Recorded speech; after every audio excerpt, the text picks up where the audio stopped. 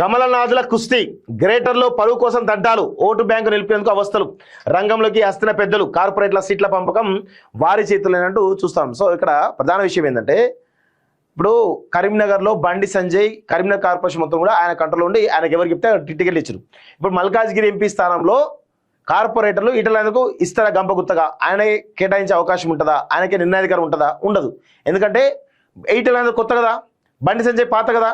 So అందుకే ఆయన చెప్పింది కరీంనగర్ నడిచింది. మరి ఈటల చెప్పింది మల్కాజ్గిరి నడుస్తుందా? లేకపోతే మల్కాజ్గిరిలో బీజేపీ నాయకులు అందరూ కూడా నిలబెట్టి దాన్ని పెట్టేస్తారా? ఎందుకంటే కిషన్ రెడ్డికి ఆల్రెడీ సికింద్రాబాద్ పరిధిలో ఆయన ఎంపీలకి టికెట్లు ఇస్తారు, నో డౌట్ అలా. ఇక చేవేళ్ళ విషయానికి వస్తే అదే పరిస్థితి కనబడుతూ ఉంటుంది. చేవేళ్ళ కూడా కొండశ్వరిని నెగ్గనియ్యారు, మెదక్లో రఘునందన్ నెగ్గనియ్యారు, హైదరాబాద్లో ఎవరిని కూడా నెగ్గనియ్యారు. ఇదంతా గుడుపుట నడుస్తోంది. సో ఈ యొక్క పంచాయతీ ఏదైతుందో, కుస్తీ అనేది ఏదైతుందో, కమల్నాథుల పంచాయతీ ఏదైతుందో అది జిహెచ్ఎంసీ ఎన్నికల్లో ఇంకా తారాస్థాయికి పోయేటువంటి అవకాశం ఉంటుంది. 100% తారాస్థాయికి పోయేటువంటి అవకాశం అయితే కనబడుతోంది. గ్రేటర్లో పరువు కోసం తంటాలు ఓటు బ్యాంకు నిలుపుకునేందుకు అవస్థలంటూ చూస్తాం. రంగంలోకి హైకమాండ్ రాష్ట్ర బీజేపీలో 2 ఏళ్లుగా గ్రూపు తగాదాలు రచ్చకెక్కుతున్నాయి. ఒకరికి బాధ్యతలు ఇస్తే మరొకరికి నచ్చడం లేదు. ఇందుకోసం వారికి సహకరించకుండా దెబ్బతీసేందుకు కుట్రలు చేస్తున్నారు.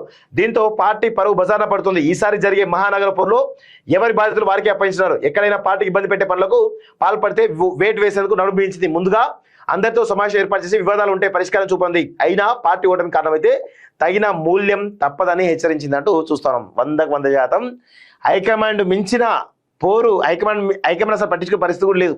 ఈ కమల్నాథులు ఎవరైతే కొంతమంది అగ్రనాయకులు ఎవరైతున్నారో వీళ్ళెవరు కూడా హైకమాండ్ ధిక్కరించే చేస్తూ ఉంటారు. పార్టీలో అంతర్గతంగా విభేదాలు సృష్టిస్తూ ఉంటారు. పార్టీలో కొత్త వాళ్ళు పాత వాళ్ళు అని చెప్పేసి చాలా పెద్ద ఎత్తున నడుస్తూ ఉంది. కార్పొరేటర్ల సీట్ల పంపిణీలో స్థానిక నేతలకు చెక్కు. హైకమాండ్ సర్వేలు చేయించి వచ్చే జిహెచ్ఎంసీ ఎన్నికల్లో బలమైనటువంటి నేతలకే టికెట్లు ఇవ్వాలని ప్లాన్ చేస్తుంది. సీనియర్ల సిఫారసులు పక్కన పెట్టాలని నిర్ణయించింది. సీనియర్ల సిఫారసులు పక్కన పెట్టాలట, ఏముండదు, అంత వాళ్ళు చెప్పింది నడుస్తుంది.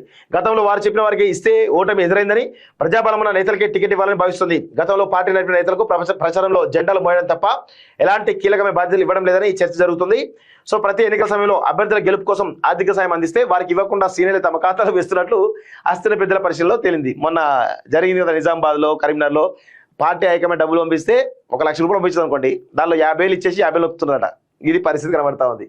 సో అంతర్గత పోరు చాలా భారీగా అయితే కనబడతా ఉంది. అది గ్రేటర్ ఎన్నికల్లో సెటరైట్ చేస్తారా లేకపోతే ఇంకా తీవ్ర స్థాయిలో పోతా చూడాల్సిన అవసరం అయితే ఉంది. గ్రేటర్ పరిధిలోని 3 కార్పొరేషన్లో కనీసం ఒక్కటైనా పూర్తి మెజారిటీతో దక్కించుకొని పార్టీ పరువును కాపాడుకునేందుకు కమల్నాథులు కుస్తీ పడుతున్నారు. గతంలో వచ్చి ఓటు బ్యాంకును నిలుపుకునేందుకు తంటలు పడుతున్నాయి. ముందుగా పార్టీని ఏ విధంగా ప్రజలకు తీసుకెళ్లాలో సీనియర్లు వ్యూహాలకు పెడుతున్నారు. మొన్న జరిగిన మున్సిపల్ ఎన్నికల్లో బీజేపీ ఘోర పరాజయం చవిచూసింది. ఇలాంటి ఫలితాలు రాకుండా ముందస్తు ప్లాన్ చేస్తూ 300 డివిజన్ల పార్టీ పరిస్థితిపై రిపోర్టు హస్త పెద్దలు తెప్పించినట్లు పార్టీలో చర్చ జరుగుతోంది. సో 100% ఈ యొక్క గ్రూప్ తగాదాల దాంట్లో భారీగా బీజేపీ నష్టపోతుందని చాలా స్పష్టంగా అర్థమవుతుంది.